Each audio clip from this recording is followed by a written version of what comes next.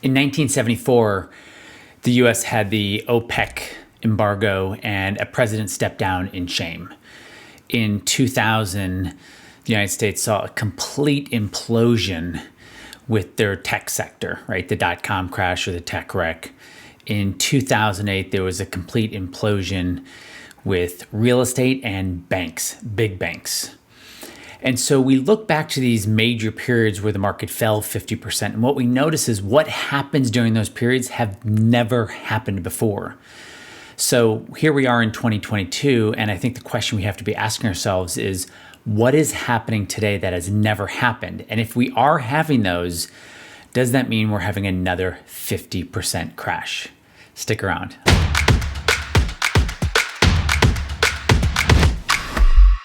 Hey everybody, this is RC Peck with Fearless Wealth, and this is my weekly update where I look at things that I think most people are missing, are not being taught, or not being shown by their big box advisor. And we have a lot to cover this week. And this is gonna help you think or be a better thinker when it comes to managing your money, kind of the science of investing, even the science of wealth.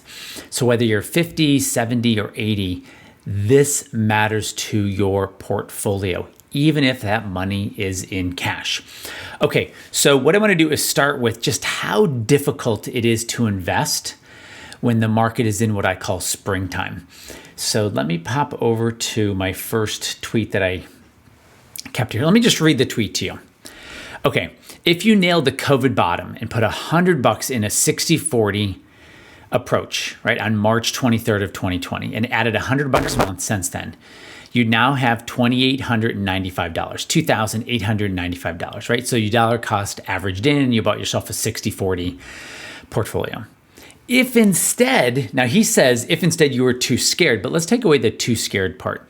If instead you put your money in T-bills, basically cash, and put in $100 a month, you now have $3,214, $3,214.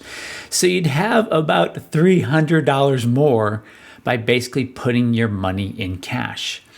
And that was the March 2020 bottom. We are more than 2 years past that. This is how difficult investing in quote unquote springtime is. Now, the reason I bring up springtime is meteorologists are incredibly accurate for 3 seasons a year: winter, fall, and summer. I mean, they are incredibly accurate on telling you exactly what's going to happen. But there's this other season called springtime, and it doesn't follow any rules, and it throws all meteorologists off. 50-50 is even a better guess than what meteorologists are telling you. Say meteorologists 5 times really fast, are telling you what's going to happen in springtime. We are in one of those periods where the market is in this springtime period. It is what I believe in the, mid innings of a 50% drawdown. I'm going to talk about why. And this is why I start with this tweet. It is incredibly difficult to invest when the market's general trend is down, right? And so any correction is literally a correction within a downtrend. So let's talk about what's breaking and what has never happened before. So this is from Kyle Bass. Let me read this to you. Big market undercurrents building up steam. Central bank intervention failing. So the central banks are probably some of the most powerful entities on the planet. When it comes to financials, they are the most powerful entities. So rate differentials are going to break something big. The Bank of Japan intervenes on the yen at 145. The yen popped above 147. That means the Bank of Japan wanted the yen to stop falling against the US dollar, and it couldn't do it. It popped above. The Bank of Japan is trying to keep their yield on their 10-year treasury at 25 basis points or below. And they are literally buying up every Japanese 10-year bond that they can. They're running, they won't run out of money. They are running out of money. Then you have the Bank of England saying they want their 30-year gilts to be below 5%. Just think of it as a 30-year treasury. So they went in and intervened, and they took the interest rate from 5% to something like 3.9% very, very, very quickly. They intervened. Okay, well, gilts are back up to 5%. So the Bank of England is losing control over their financial situation. The Bank of Japan is losing control over their financial situation. And then we have this other really big economy called China. China is intervening because they don't want their yuan to get above 7.2, or they don't want the dollar to be able to buy more than 7.2 yuan. They are having a very, very, very hard time keeping it below 7.2. It is right back up there. So just think about this right now. China, second largest economy in the world, failing. Japan, third largest economy in the world. And the UK, someone can look up how big the UK's economy is. Let's just call it number 8 in the world. They're failing too. So we have huge failings going on right now with these major central banks on the planet. That has never happened before. So when we're in these periods of great instability, okay, where things have never happened, you're going to start noticing a lot of things that have never happened. Yes, real estate's going to fall, but it's not going to implode like in '08. Yes, some of tech is really taking it on the chin, down 2/3. But a lot of those tech companies didn't even have earnings. They were at 1,000 PE ratio. Amazon, I've talked about this in the past, was at 115 PE ratio. That means it's going to take you 115 years to get your dollar back of earnings. So these were really, really highly priced companies.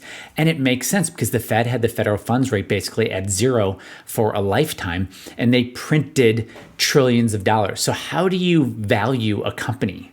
It's very hard when basically interest rates are free and the Fed is printing trillions of dollars. That is not happening anymore. Okay, got to keep going here. The bond market has never been down 2 years in a row. What you're looking at here is a tweet from Charlie Biello. I know I'm not saying that exactly right. This year to date, the Bloomberg U.S. Aggregate Total Return Bond Index is down over 15%. Last year, it was down 1.5%. That hasn't happened before. So we're seeing a lot of things that have never happened before, but not like little things. I mean really, really big things like central banks not being able to intervene in their own currency or bond market. Then you've got literally the worst bond market ever. I'm showing this to you a little differently in the drawdown. So this is very similar to the price chart I just showed you before, or the data I just showed you before. But you can see here just how bad the bond market looks. Just kind of presenting the same information, just slightly differently. And the last thing I want to show you, at least tweets that I follow, is this right here. So if you watch this right here, this is a price chart of the S&P 500 with ticker symbol SPY and the 20-year plus U.S. Treasury bond ETF TLT. What I want you to notice about them is they are moving in the same direction. They are moving in the same direction. That means their correlation is close to 1, is close to 100%. That is never supposed to happen. Bonds are supposed to go up in price when the stock market goes down in price. That's why the 60-40 portfolio has been sold to people for the last 50 years. That doesn't work when the bond market is in a downtrend, which it has been for the last 2 years. This is why, in some ways, more wealth has been destroyed this year than ever before, both on absolute basis and relative basis, right? Because the bond market being down, people are down 15, 20% in their bond funds. Those are supposed to be the safe places. And then the stock market, depending on how you measure it, is down 25 to 35%. And so what we have is things that have never happened before, which is exactly what happens when the market is in these structural downturns. The market is now down and has been trending down for 9 months. On the screen, I'm showing you a price chart of I'm gonna read the whole name of this ETF. The iShares, I gotta put my glasses on, I know, I'm at that age.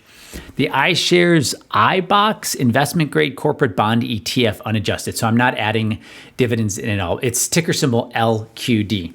Now, why this is really important is if you look back to 2020 right here, and I've talked about this price chart before, the Fed came in and said, we'll buy corporate bonds if we need to. They never did. All Powell said was a couple words, a few words, a sentence, a short sentence. We'll buy corporate if needed. And guess what happened? Corporate went up. Look where the price of corporate bonds are today. They are below the COVID bottom.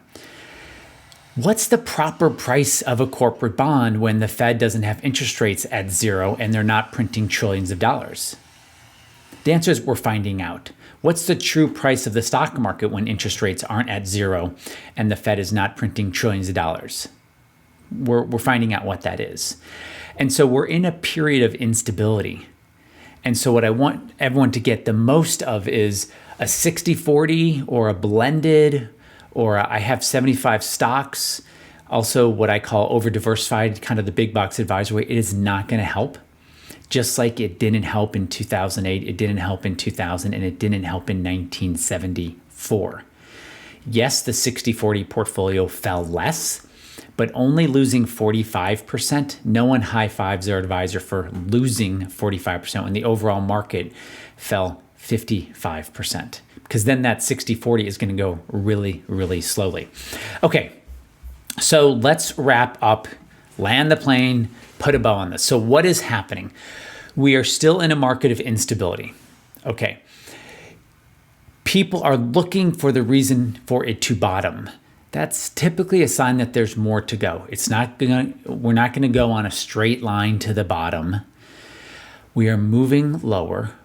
The market's going to go to its pre-COVID high. It's not there yet, right? So the best case scenario is probably a negative 35% drawdown on the S&P.